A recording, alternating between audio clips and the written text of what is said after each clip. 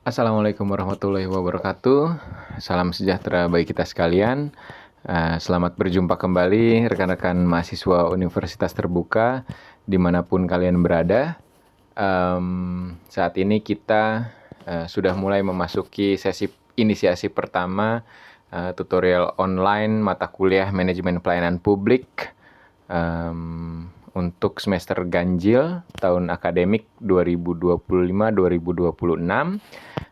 Di sesi inisiasi pertama ini kita akan sama-sama belajar tentang konsep dan pengertian umum tentang pelayanan publik ya, di mana Anda dapat belajar secara mandiri tentang materi perkuliahan untuk sesi inisiasi pertama ini pada modul 1 tentang lingkup dan corak pelayanan publik dan juga konsep dan pengertian umum pelayanan publik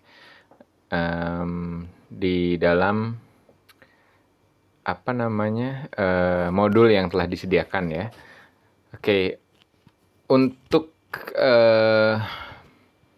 memahami bagaimana konsep pelayanan publik, maka kita akan melihat dari berbagai perspektif bahwa pelayanan publik ini merupakan suatu upaya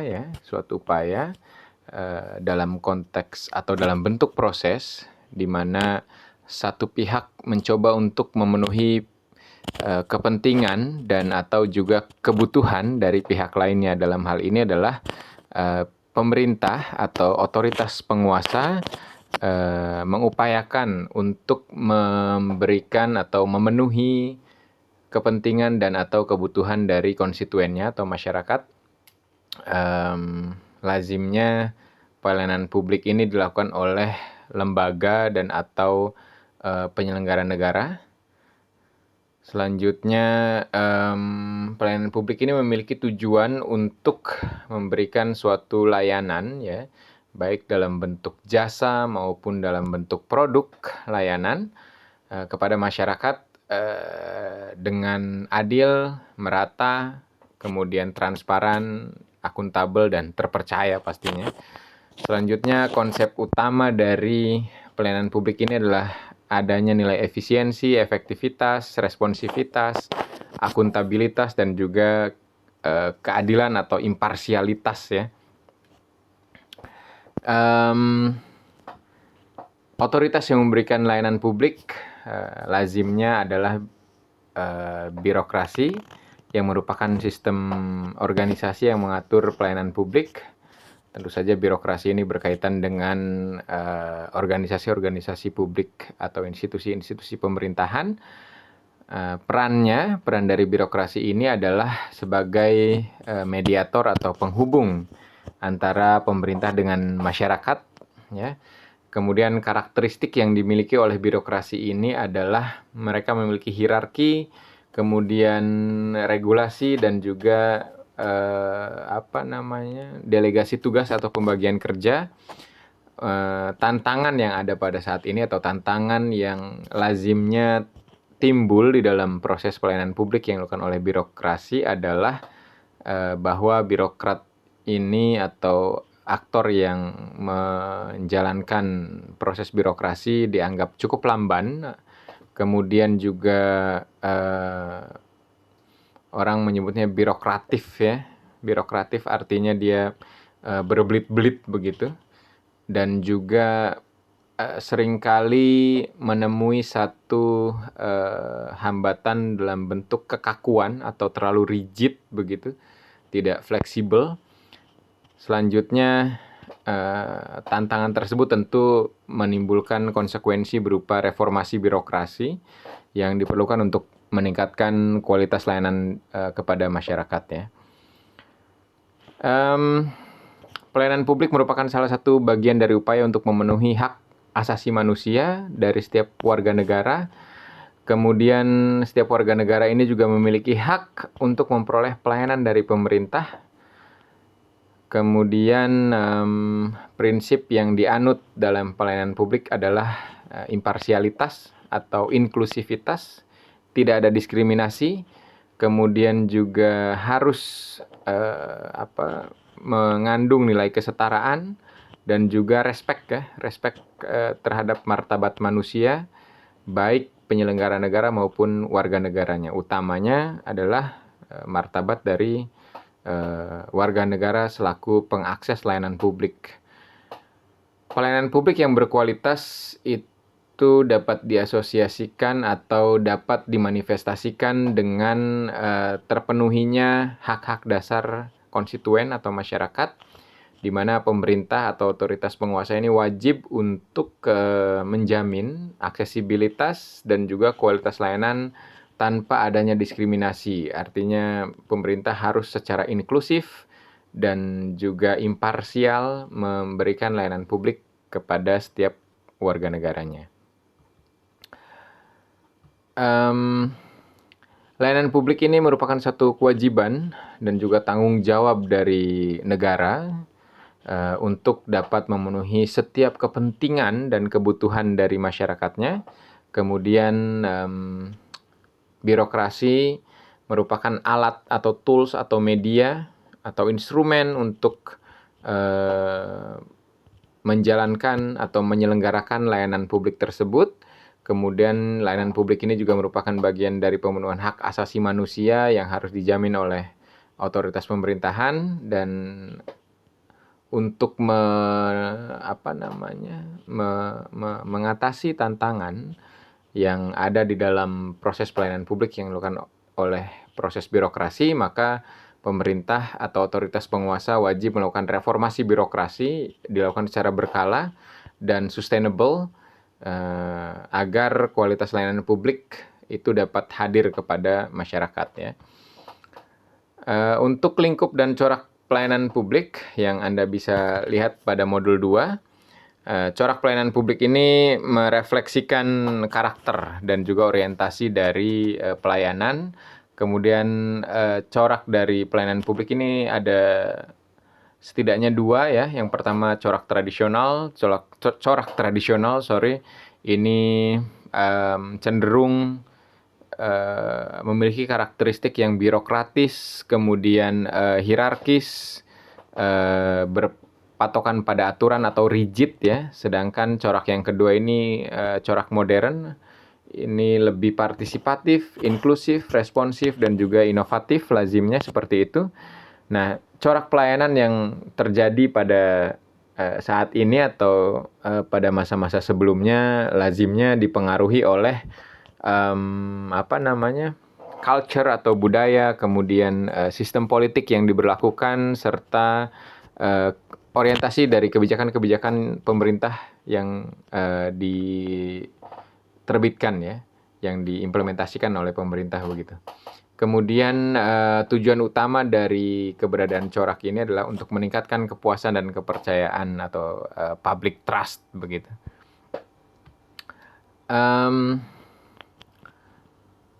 Di dalam corak pelayanan publik ada public value atau nilai publik, bahwa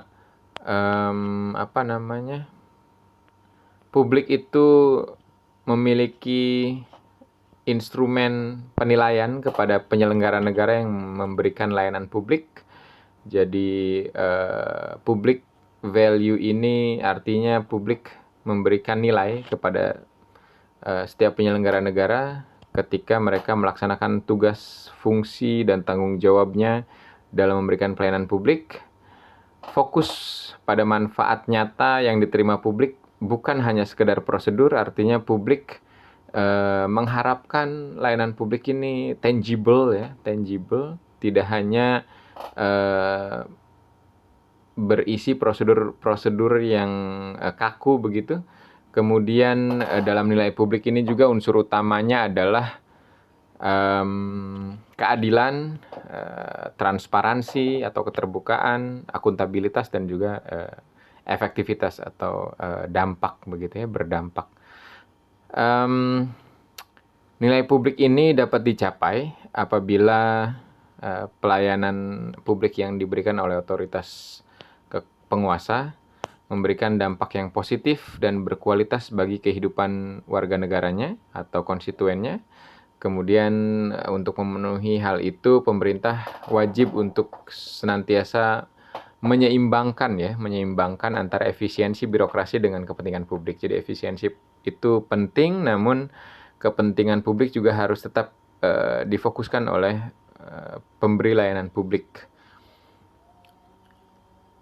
Sebagai salah satu negara yang menganut sistem demokrasi, Indonesia tentu saja juga menerapkan sistem demokrasi dalam prinsip layanan publiknya, di mana rakyat ditempatkan sebagai pusat dari proses layanan publik. Kemudian prinsip layanan publik yang diusung dalam sistem demokrasi ini adalah partisipatif, kemudian imparsial, transparan, dan juga akuntabel serta inklusif ya.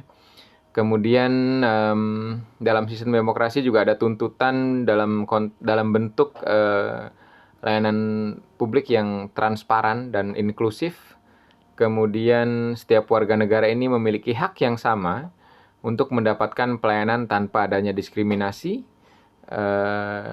Selanjutnya, pelayanan publik yang demokratis ini juga akan semakin meningkatkan legitimasi pemerintah di mata masyarakat, karena adanya public trust tadi, sehingga pemerintahan yang berkuasa dapat lebih legitimate begitu ketika menjalankan kekuasaannya.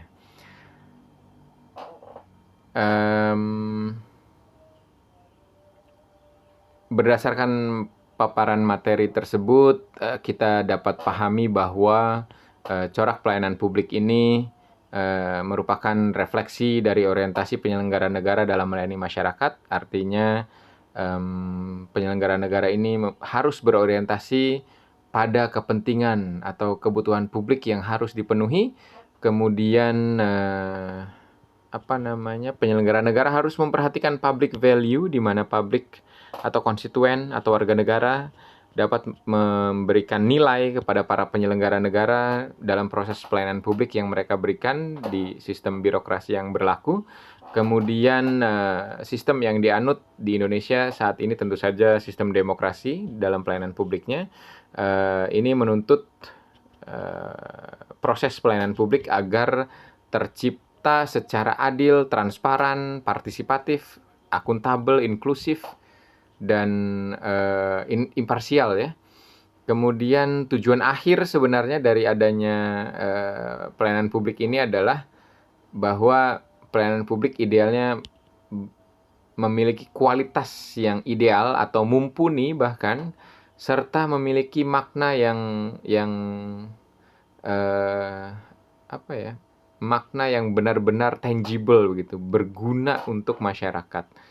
Kita ambil contoh misalkan dalam konteks pelayanan publik, dokumen kewarganegaraan seperti misalkan kartu keluarga, kartu tanda penduduk, dan atau kartu identitas anak begitu, atau akte kelahiran ya. Itu negara harus mampu memprovide atau menyediakan layanan tersebut kepada setiap warga negaranya yang memang memiliki hak ya untuk mendapatkan itu semua, dan itu harus diberlakukan secara adil, transparan, inklusif, dan tanpa adanya keberpihakan atau imparsial ya. Demikian paparan materi perkuliahan pada sesi inisiasi pertama untuk mata kuliah manajemen pelayanan publik tentang ruang lingkup dan corak ya, pelayanan publik serta konsep dan pengertian umum tentang pelayanan publik. Terima kasih banyak atas perhatian dan waktu yang telah disempatkan atau diluangkan oleh rekan-rekan mahasiswa sekalian. Mohon maaf apabila ada kata-kata yang kurang pantas yang telah saya ucapkan. Selamat belajar saya ucapkan. Saya akhiri. Wassalamualaikum warahmatullahi wabarakatuh. Salam sejahtera bagi kita sekalian. Sampai jumpa pada sesi-sesi tuton di masa mendatang atau sesi-sesi berikutnya. Saya akhiri, wassalamualaikum warahmatullahi wabarakatuh. Salam sejahtera bagi kita sekalian dan sampai jumpa lagi.